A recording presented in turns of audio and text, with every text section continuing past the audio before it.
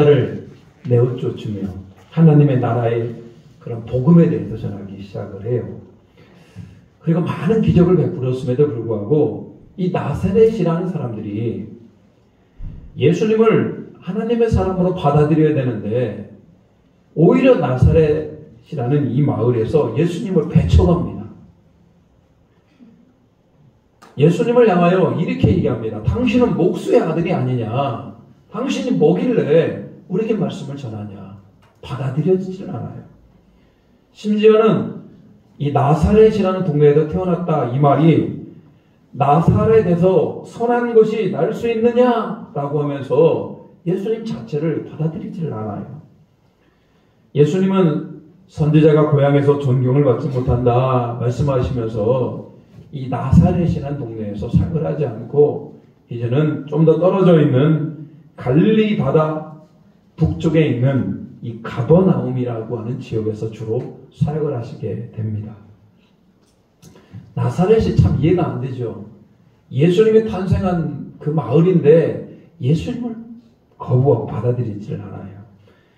예수님은 나사렛을 떠나서 가버나움에 머무르면서 가버나움이라고 하는 그 마을 옆에는 이 고라신이라는 마을도 있었고 오늘 본문에 나오는 이 벳세다라는 마을도 있었는데 이곳에서 많은 능력을 나타내십니다. 또 말씀도 참 많은 말씀을 전하십니다. 예수님의 3년 6개월 동안의 공생의 기간 가운데 거의 대부분이 이 갈릴리 사역, 가버나움과 벳세다와 이 고라신이라는 이 지역에서 예수님이 주로 활동을 하셔요. 그렇다면 여러분, 많은 사람들이, 이곳에 사는 사람들이, 가버나움 사람들이, 벳세다 사람들이, 고라신 사람들이 예수님을 구주로 영접하고 하나님의 나라가 이곳에 이루어졌을까요? 놀랍게도 그렇지가 않아요.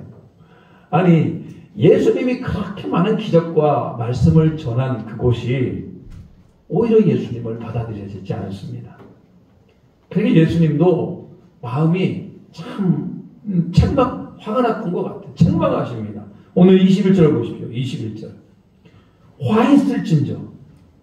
여러분 예수님 이런 저주의 말씀을 하셔요. 너희에게 화가 있을 것이다. 고라시나 화 있을진저. 벳세다야. 너희에게 행한 모든 권능을 두로와 시돈에게 행하였더라면 그들이 벌써 베옷을 입고 제 앉아 회개하였으리라. 오늘 예수님은 많은 기적과 베풀어 주셨고 예수님의 말씀을 전했던 고라신과 이 벳세다라는 이 지역을 향하여서 너희에게 저주가 있을 것이다.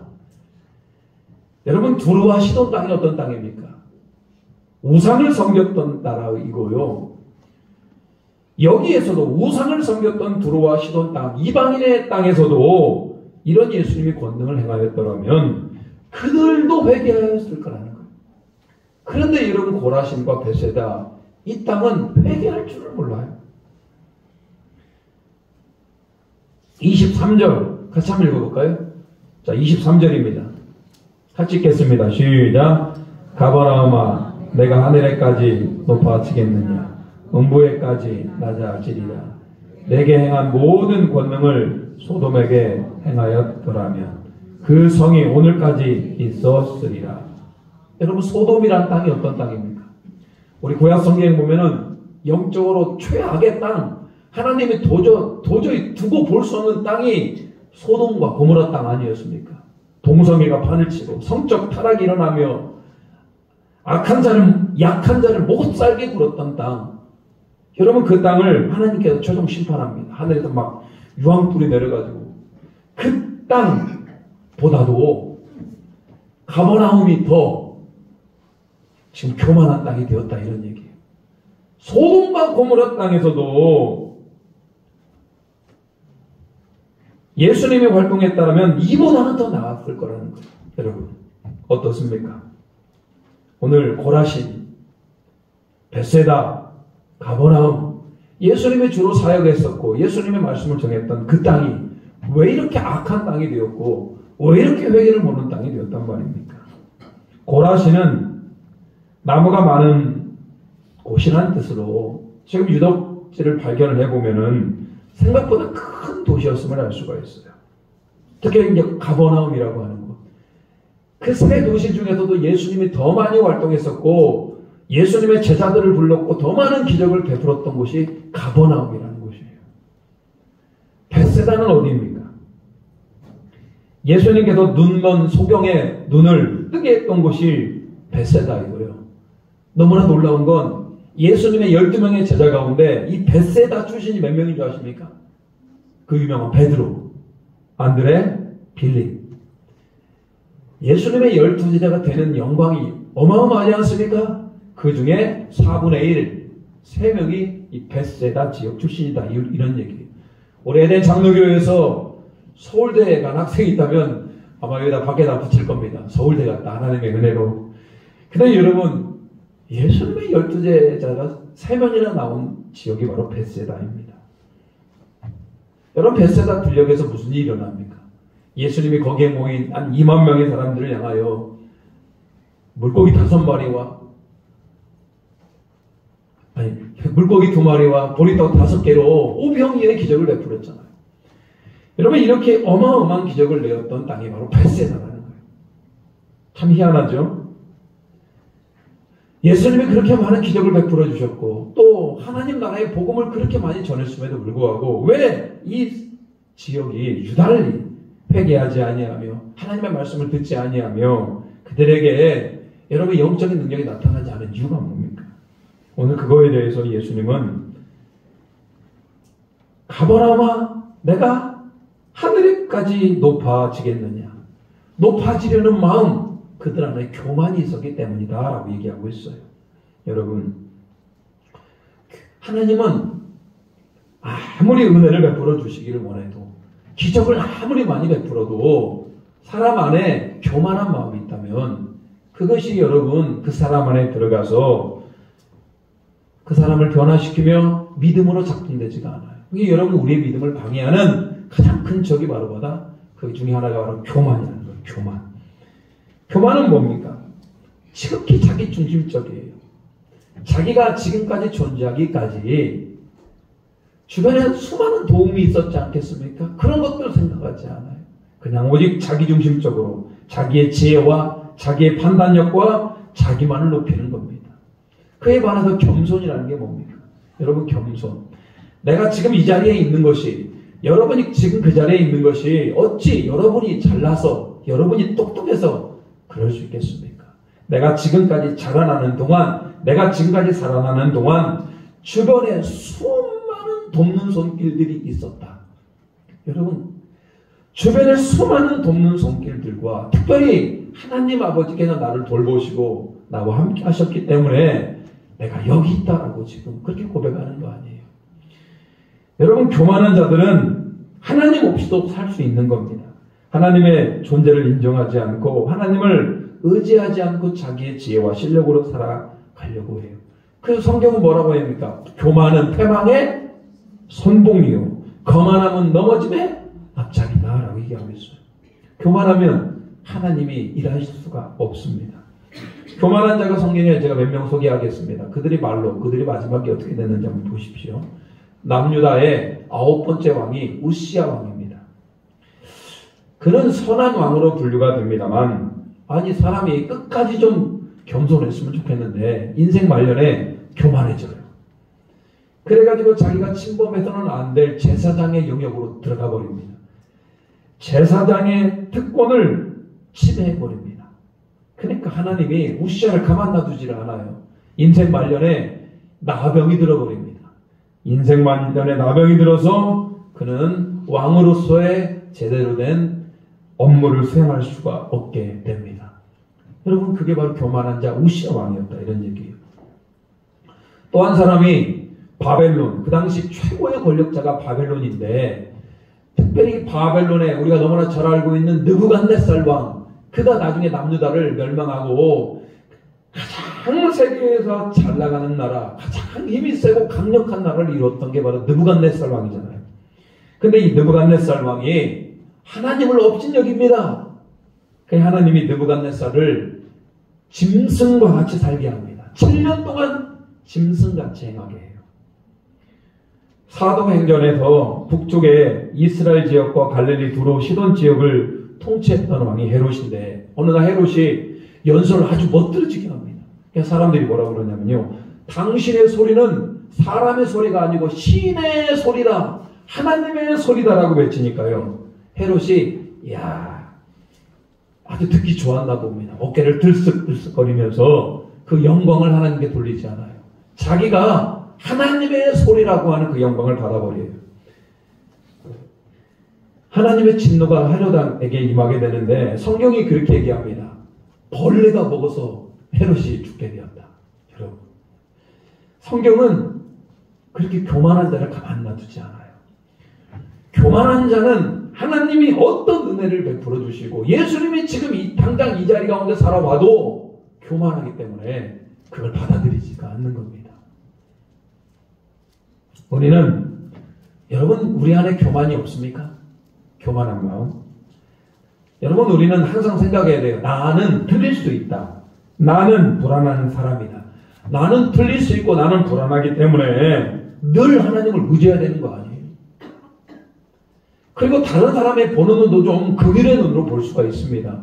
내가 부족하고 내가 실수할 수 있고 나도 불안하기 때문에 다른 사람의 실수와 다른 사람의 허물도 덮어줄 수 있는 거 아니겠습니까? 좀 더 적나라하게 얘기하자면 그리스도인들 중에서도 이렇게 교만한 분들이 있을 수 있더라는 거예요. 특히 이제 우리가 영적인 거지 않습니까? 기도를 많이 하고 성경도 많이 보고 헌금도 많이 보고 교회를 세우는 데 있어서 아주 세운 특별한 공로가 있는 분들이 거기는 좋죠. 너무나 좋은 거잖아요. 근데 여기를 잘못 생각하시는 분이 있어요. 내가 마치 영적인 대가인 것처럼 무의식 중에 행동하고 다른 사람을 무시하며 정작 자기 자신은 그렇게 교만한지를 모른다면 여러분 이게 심각한 문제일 수 있는 겁니다. 저렇게 앞에서 말하는 저 같은 목사들 보십시오. 말하는 건 엄청 신령하게 얘기합니다만 제 안에 혹시라도 이런 교만한 마음이 들면 여러분 심각한 문제 아니겠습니까? 고라신, 가버나움, 벳세다 거기가 어딜까요? 예수님이 그렇게 말씀을 많이 전했는데 기적을 많이 베풀었는데 도대체 거기가 어딥니까? 현대판 벳세다는 어딥니까? 현대판 가버나움은 어딥니까? 여러분이 하나님에 대해서 가장 많이 듣는 곳이 어디예요? 은혜를 가장 많이 경험하는 곳이 어디고 그게 어딥니까? 오늘 예배하는 이곳 아닙니까? 교회 아닙니까? 너무나 재밌는 것은 오히려 교회가 이렇게 오늘 예수님의 책망의 대상이 될 수 있더라는 거예요. 요즘 이런 말이 있어요. 교회가 복음이 필요하다. 교회가 회개가 필요하다. 오늘 똑같아요. 화 있을 적 고라시나 화 있을 진저 벳세다야. 회개하라 교회요. 정신 차려라 교회요. 똑같습니다. 실제로 교회라고 해서 예수님이 다 기뻐하는 교회일까? 전혀 그러지 않습니다. 교만한 교회가 있고 자기 스스로를 제대로 분석 못하지 판단 못하는 교회가 있더라는 거예요. 소아시아 지역에 7개 교회를 요한계시록 교회가 소개를 하면서 특별히 제가 한번 소개하고 있습니다. 이 4대 교회 분명히 이름이 있어요. 교회 예수 그리스도를 믿는 자들의 모임 그 교회 이름이 4대 교회예요. 근데 예수님께서 그걸 뭐라고 그러냐면요. 너희들 살았다 이름을 가졌으나 실제로는 너희들 무슨 교회다? 죽은 교회다. 여러분 똑같잖아요. 화 있을진저 고라시나 화 있을진저 벳세다야. 실제로 너희 교회는 죽은 교회야. 또 하나 교회가 있습니다. 라오디게아 교회. 뭐 뜨겁지도 않고 차갑지도 않고 미지근한 겁니다. 하나님을 섬기는 것도 아니고 안 섬기는 것도 아니고 예배를 드리는 것도 아니고 안 드리는 것도 아니고 이런 라오디게아 교회를 향하여서 내가 널 역겹다. 내가 미지근하여 내가 너를 입에서 토하여 버리겠다. 하나님이 너무나 역겨워서 토하여 버린다고 말씀하고 있어요. 하나님을 예배한다고 찬양한다고 반드시 주님의 기뻐하는 교회가 되는 것이 아니라는 거예요. 예수님이 그렇게 많은 기적을 베풀어 주시고 말씀이 들었다고 해서 여러분 우리가 변화되는 게 아니더라는 겁니다. 오늘 우리 예수님의 책막에서 가버나움, 벳세다, 고라신에서 참 많은 기적을 베풀어 주셨잖아요. 근데 여러분, 그 기적이 믿음으로 연결되었으면 좋겠는데 그것은 한계를 분명히 우리에게 보이고 있어요. 자, 여러분, 기적이 일어나는 곳에 믿음이 있다. 뭐 어느 정도 도움은 될 수 있겠습니다만 그러지 않아요. 기적이 믿음으로 연결되는 건 아닙니다. 이스라엘 백성이 애굽에서 나오게 되고 광야길을 걷게 돼요. 그들은 날마다 기적입니다. 낮에는 너무 뜨거우니까 구름 기둥으로, 밤에는 너무 더우니까, 너무 추우니까 불기둥으로. 광야에서 먹을 것이 없어요. 새벽에 뭐가 내립니까? 만나와 메추라기가 내리죠. 마실 물이 없어서 반석에서 물이 콸콸콸 솟아나요. 여러분, 그게 기적 중의 기적이죠. 근데 이스라엘 백성들이 그런 기적을 경험했음에도 불구하고 하나님을 신뢰하고 믿음의 사람으로 변화됩니까? 너무 웃기잖아요. 그런 기적을 경험했음에도 불구하고 그들이 믿음으로 작동하지 않아요. 오히려 어려운 일을 당하거나 그들에게 문제가 찾아오면은 하나님을 원망해요. 다시 애굽으로 돌아가자고 얘기해요. 애굽이 어떤 곳이에요? 우상을 섬기는 곳, 하나님이 없는 곳. 그곳으로 다시 돌아가세요. 그들이 그렇게 기적을 경험했음에도 불구하고. 처음 기적을 보고 하나님께 관심을 갖는 건 맞아요. 여러분 인생에 기적이 일어나면 하나님께 관심을 갖게 됩니다. 그렇지만 그것이 믿음으로 성장하는 것은 다른 겁니다. 기적이 우리의 믿음을 성장시킨다면 하나님께서 계속 우리 삶에 기적이 일어나게 할 겁니다. 근데 성경은 얘기하고 있어요. 기적이 우리의 믿음을 성장시키는 게 아니다. 자, 오늘 겸손히 하나님께 엎드려 그 말씀에 순종함으로, 그 말씀을 신뢰함으로 우리의 믿음이 자라남을 믿으시기를 주님의 이름으로 축복합니다. 그렇다고 해서 뭐 기적이 필요 없는 건 아니에요. 기적도 중요해요. 하나님도 만나고 기도한 것도 이루어져야 되고 특별한 은혜로 불가능한 것이 가능하게도 이루어지는 것들이 필요합니다. 그렇지만 여러분, 우리는 그 기적 앞에서 내가 특별한 기적을 받았다라고 생각하시면 안 되고요. 겸손한 마음으로 하나님이 나를 불쌍히 여기셨구나. 하나님이 나를 불쌍히 여겨주셔서 이런 기적을 주셨구나라고 우리가 고백해 나가야 되는 겁니다.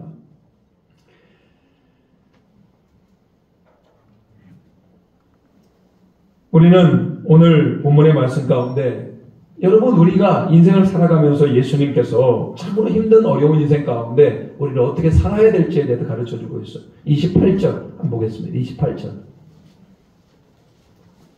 같이 한번 읽어보겠습니다. 28절입니다. 시작. 수고하고 무거운 짐진 자들아 다 내게로 오라. 내가 너희를 쉬게 하리라. 여러분, 우리 인생이 얼마나 피곤합니까? 안 피곤해요? 여러분들, 우리 어깨 위에는 이따만한 커다란 짐들이 가득한 걸 우리는 볼 수가 있어요. 죄의 짐, 우리가 감당해야 될 자녀들의 짐, 삶을 살아야 되는 생계의 짐, 또 여러 가지 여러분이 져야 될 부모님들도 계시는 분들 부모의 짐. 인생은요 참 수많은 짐들의 역사입니다. 그래서 인생이 힘들어요. 요즘은 특별히 제가 수많은 사람들을 만나봅니다만 다들 외로움을 많이 타는 것 같아요. 외로움을 많이 타고 사랑받지 못한 그런 공허함, 채워지지 않는 공허함, 그런 짐들이 우리 어깨에 만큼 쌓여 있어요. 여러분 어떻게 해야 됩니까? 그런 수많은 짐들을 지어지고 여러분 그냥 인생 혼자 살아가실 겁니까? 우리 예수님께서 뭐라고 그러냐면요, 수고하고 무거운 짐진 자들아 다 내게로 와라. 내가 그 짐 지어줄게. 여러분, 우리는 이런 예수님이 어디 계십니까? 여러분, 오늘 혹시라도 여러분 안에 있는 수많은 죄악된 짐들, 여러분이 짊어져야 될 짐들, 가족의 짐들, 재정의 짐들, 건강의 짐들 다 예수님께 맡겨드리시기를 주님의 이름으로 축복합니다. 여러분, 예수님께 맡겨드리면요, 우리가 예수님이 점점 가까이 가면 갈수록 나타나는 특징이 있다면 그것은 우리는 예수님을 닮아가게 돼 있더라는 거예요. 부부가 한 30년, 40년, 50년을 함께 살다 보면은 주변에서 이런 말을 듣게 됩니다. 참 많이 닮으셨네요. 여러분, 닮을 수밖에 없어요. 늘 보던 건 뭐 하게 됐습니까? 닮아가기 마련이라는 거. 닮아가기 마련이라는 거. 우리가 예수님, 수고하고 무거운 짐진자 앞에 가까이 가면 갈수록 그 예수님께서 우리 모든 짐을 짊어주시면 주시는 수로 우리는 누구를 닮아간다? 예수님을 닮아가게 돼 있는 겁니다. 자, 어떻게 예수님 닮아가야 될 것인가? 29절. 같이 한번 읽겠습니다. 29절 시작. 나는 마음이 온유하고 겸손하니 나의 멍에를 메고 내게 배우라. 그리하면 너희 마음이 쉼을 얻으리니. 오늘 예수님께서 우리에게 가르쳐주고 있어요. 수고하고 무거운 짐진 자들아 다 내게로 와. 내가 너희 짐을 대신 지어줄게. 그리고 나는 마음이 온유하고 겸손하니 너도 마음이 온유하고 겸손한 자가 되어야 된다라고 말씀하고 있어요. 여러분, 온유하고 겸손할 때 우리는 하나님의 은혜를 온전히 받을 수가 있고, 온유하고 겸손할 때 우리의 믿음이 자라나는 겁니다.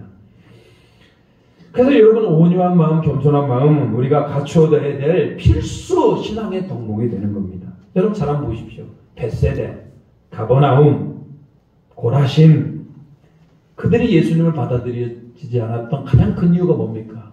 그들이 교만한 마음이 있었기 때문에 그래요.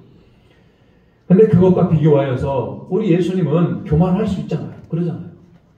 예수님은 하나님이시고 하나님의 아들이시고 말씀으로 모든 천지 만물을 창조하신 분이에요. 그분은 교만해도 되잖아요. 근데 여러분, 그분도 본인 스스로를 낮추며 겸손한 성품을 가졌고 그분이 온유한 성품을 가지셨더라는 거예요. 완전 비교되잖아요. 이 벳세다와 이 고라진과 이 가버나움과 예수님은 살아가는 방식이 너무나 다르더라는 겁니다. 사랑하는 우리 에덴 장로교회 모든 성도님들 안에 오늘 예수님이 품었던 그 마음이 온유하고 겸손한 마음을 가지시기를 주님의 이름으로 축복합니다. 여러분, 온유라는 게 뭡니까? 온유. 사람들이 온유라는 말을 좋아해서 자기가 아이를 낳으면 온유라고 이름을 짓는 분들도 많아요. 온유는 능력은 있어요. 능력이 없는 게 아니에요. 능력이 있어요. 능력이 있지만 고개를 숙일 줄 아는 겸손한 마음과 상당히 닮아 있어요. 여러분, 사람이 능력이 있으면 그것을 자기 기분에 따라 사용하는 게 아니에요. 능력을 사용할 때와 능력을 사용하지 않고 절제할 때를 아는 것이 바로 온유라, 이런 얘기예요.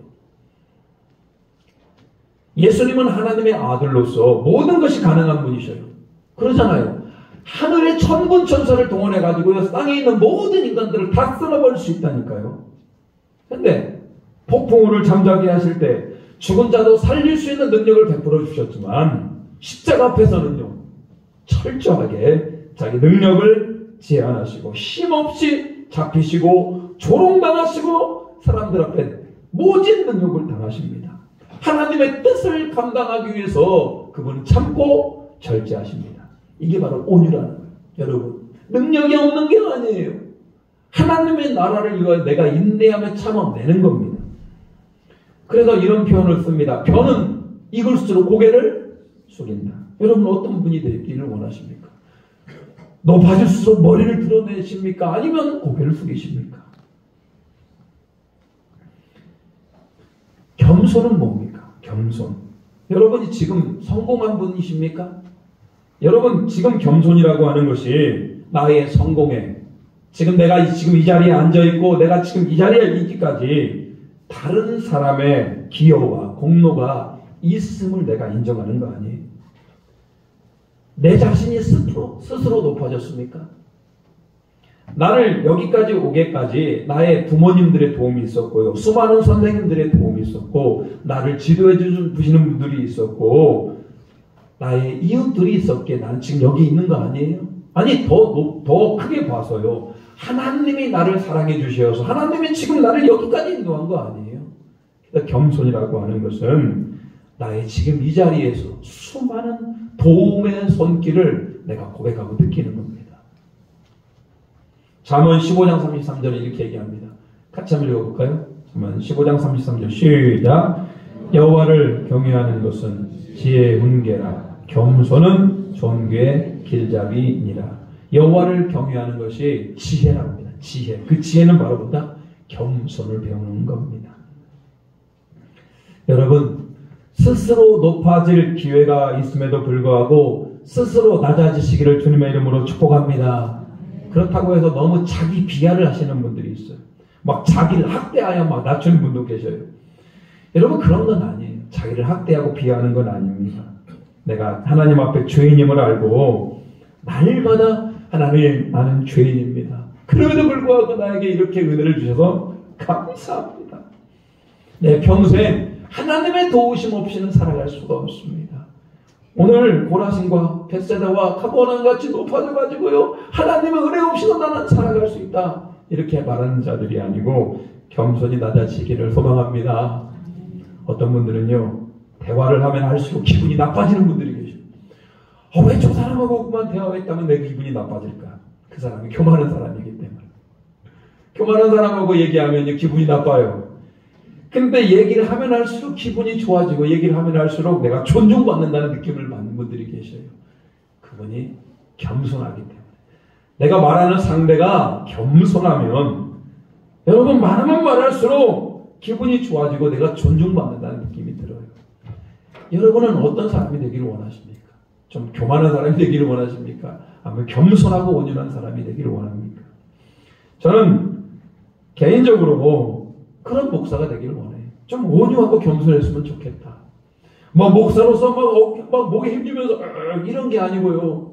얼마든지 먼저 찾아가서 인사하고 손 내밀고 겸손히 낮아주고 섬기고, 그럼에도 불구하고 진리를 선포할 때는 온유한 마음으로 담대히 선포하고, 그런 목회자가 되기를 원합니다. 우리 에덴 장로의 모든 성도님들, 이 사순절 기간 다시 한번 영적으로 도전합니다. 교만하면 망합니다. 주님이 주시는 온유함과 겸손함으로 칭찬받는 우리 모두가 되시기를 주님의 이름으로 축복합니다. 아멘. 여러분, 온유하고 겸손하면 우리 하나님이 칭찬할 겁니다. 이 땅에서 칭찬받지 않아도 돼요. 어디 가서 받으면 돼요? 천국에서 받으면 됩니다. 그래서 여러분이 온유함 가운데, 겸손함 가운데 천국에서 해같이 빛나는 우리 모두가 되기를 바랍니다.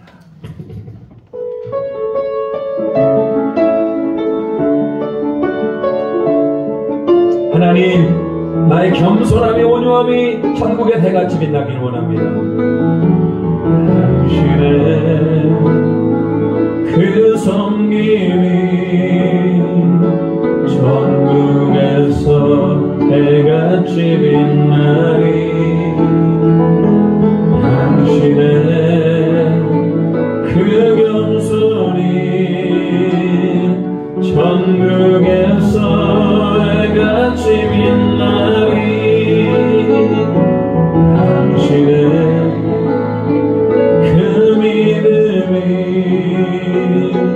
천국에서 해같이 빛나리. 당신의 그 충성이 천국에서 해같이 빛나리. 우리 주님이 기억하시면, 주님이 기억하시면 좋겠니. 예수님 사랑으로 가득 찬 모습, 천사도 모아는 아름다운 그 모습, 천국에서 해같이 빛나리. 당신의 그 순종이 천국에서 해같이 빛나리. 당신의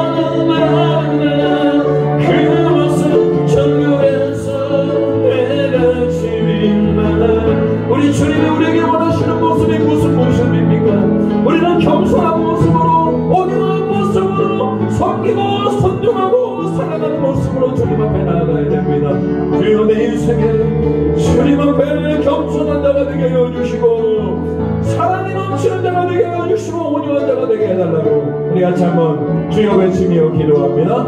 주여 아버지 하나님 오늘 교만하여 멸망하는 자 되지 않게 하여 주시옵소서. 우리가 사순절 기간을 내하여 다시 한번 하나님 앞에 해같이 빛나는 자 되게 하여 주시옵소서. 청소하는 자 되게 하여 주시고 온유함과 겸손함의 성품을 본받아 나중 예수께 칭찬드리며 해같이 빛나는 은혜의 사람이 될 수 있도록 주여 도와주시옵소서. 사람에게 인정받지 않아도 좋습니다. 우리 주님이 기억하시면 좋습니다.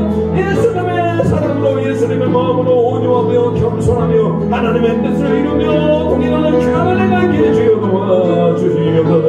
천국의 해같이 빛나기를 원합니다. 하나님 앞에 해같이 빛나기를 원합니다. 주여 우리는 천국의 모든 성도들과 예배하는 자들을 위해 그런 은혜가 있게 하여 주시고 그런 결단이 있게 하여 주시고 하나님의 나라를 세워갈 수 있도록 주여 도와주시옵소서. 하나님 오늘 사순절을 우리가 살아가며 다시 한번 예수님의 마음으로 예수님의 성품을 배우기를 원합니다. 온유하고 겸손한 자가 되게 하여 주시옵소서. 혹시 우리 안에 벳세다와 같이 가버나움과 가버나움과 같이 교만하여 스스로를 높아지려고 하는 건 아닙니까? 영적인 교만한 가운데 있는 건 아닙니까? 우리를 낮춰 주시옵소서. 다시 한번 예수 그리스도 앞에 나가기를 원하오니 주님이 기억하시면 족하는 인생 되게 도와 주시옵소서. 예수님의 이름으로 기도 올리옵나이다. 아멘. 우리 찬송가 430장 부르시면서 예물 드리시겠습니다.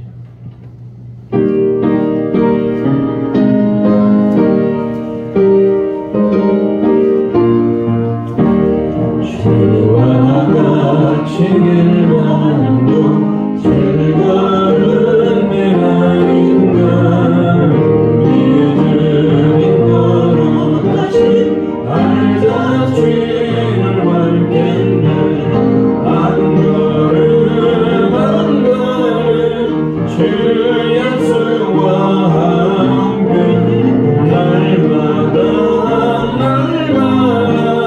우리 걸어가리 우리 나이 같은 우리 미련하고 양만한 그의 손에 이끌리어 생명길로 가겠네 한 걸음 한 걸음 주 예수와 함께 날마다 우리 걸어가리 꽃이 피는 들밤이나 험한 골짜기라도 주가 인도하는 대로 주와 같이 가겠네 한 걸음 한 걸음 주 예수와 함께 날마다 우리 걸어가리 손이 저에게 넘어지 우리를 또 저에게 올라갈 때까지 주와 같이 걷겠네 한 걸음 한 걸음 주 예수와 함께 날마다 우리 걸어가리. 하나님 모든 것이 하나님의 은혜임을 고백합니다. 나 혼자만 사는 세상이 아니라 수많은 사람들의 도움 가운데 내가 지금 여기 있음을 고백합니다. 우리 삶 가운데 겸손과 온유함이 넘쳐날 수 있도록 주여 도와 주시옵소서. 모든 물질이 하나님께로부터 왔음을 고백하며 소득의 11조를 구별하고 또 선교헌금과 감사헌금으로 또 주일 주정헌금과 하나님 번제헌금으로 각종 목적을 담아 하나님 앞에 이 예물을 거룩하게 드리오니 이 예물을 기뻐 받아주시고 이 예물을 드리는 손길 위에 하늘의 신령한 은혜로 땅의 기름진 만나로 이 땅을 살아가며 쓸데없이 제물 흘러가지 않게 하여 주시고, 바라기는 하나님께서 오늘 예수 그리스도를 닮은 온유하고 겸손한 우리 모두를 만들어 주시옵소서. 하나님의 사순절 기간 더욱더 은혜가 넘쳐나게 하시고 예수 그리스도를 바라볼 수 있는 우리 모두가 되기를 소망합니다. 존귀 영광 올려드리오며 거룩하신 우리 주 예수 그리스도의 이름으로 기도 올리옵나이다. 아멘.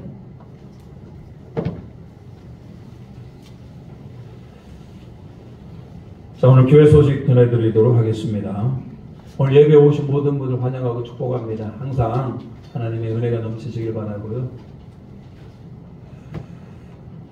자, 지난주 등록하신 세교 환영합니다. 우리 양유윤 권사님, 우리 김옥순 권사님 이동하셨고요. 이 목장에서 잘 살펴주시기 바랍니다. 2월 당회, 오늘은 목장 모임 관계로 좀 당회를 점심 먹고 하도록 하겠습니다. 2월 당회가 오늘 오후 2시에 나눔의 터에서 있습니다. 우리 장로님들 당회 오후 2시에 있습니다. 사순절 기간이고요. 종려주길, 또 고난주간, 특별히 이제 고난주간 새벽 기도회가 있으니까요. 3월 25일부터 고난주간 특별 새벽 기도회도 있으니까 준비해 주시기 바랍니다. 자, 오늘은 매월 마지막 주입니다. 찬양 예배 시간에 목장 모임을 합니다. 찬양 후에 각 목장으로 흩어져서 목장 모임을 진행하고요. 이렇게 예배 드리는 것도 중요합니다. 근데 여러분, 목장 모임도 중요해요. 소그룹으로 내 삶을 나누며 기도 제목을 나누며 이게 여러분 주님이 기뻐하는 거룩한 그 교회 아닙니까? 목장 모임에 꼭 참석하셔서 우리 성김이 돌보미의 인도에 따라서 여러분 우리 아름다운 목장을 만들어 가시기 바랍니다. 6번 대신방 안내합니다. 드디어 3월달 대신방이 우리에게 찾아왔는데요. 각 가정마다 고민하시는 분도 많을 텐데요. 예수님 앞에서 우리가 한번 가정에서 예배드리는 것이 저는 복된 일이라고 생각합니다. 1년에 한 번 정도 우리 가정에서 예배드리는 것만큼 얼마나 소중합니까? 여러분들이 마음으로 준비하셔서 대신방을 잘 받을 수 있도록 하시기 바랍니다. 자, 오늘 하나님의 은혜가 넘치시길 바라고요. 자, 우리 일어나서 옆 사람과 인사하도록 하겠습니다. 일어나서 이렇게 한번 인사할까요? 예수님을 닮아가시기 바랍니다. 자, 맨날 하던 사람만 하지 말고 좀 아닌 사람도 좀 하세요. 온유하고 겸손하기 바랍니다. 네. 자, 이렇게 하셔요. 사순절 기간을. 자, 우리 결단합니다.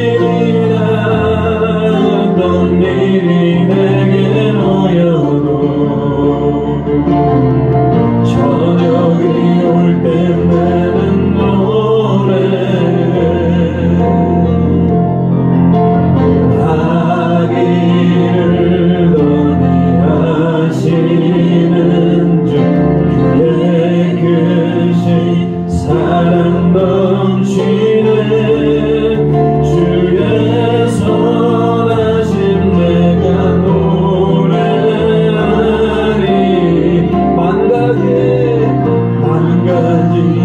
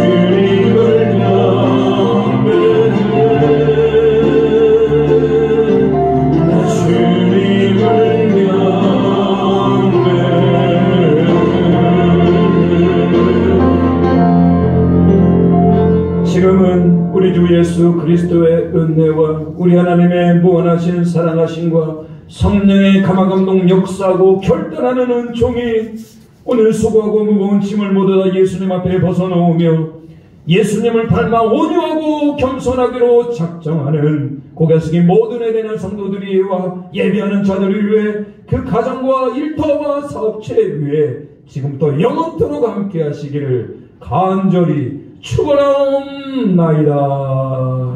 아멘.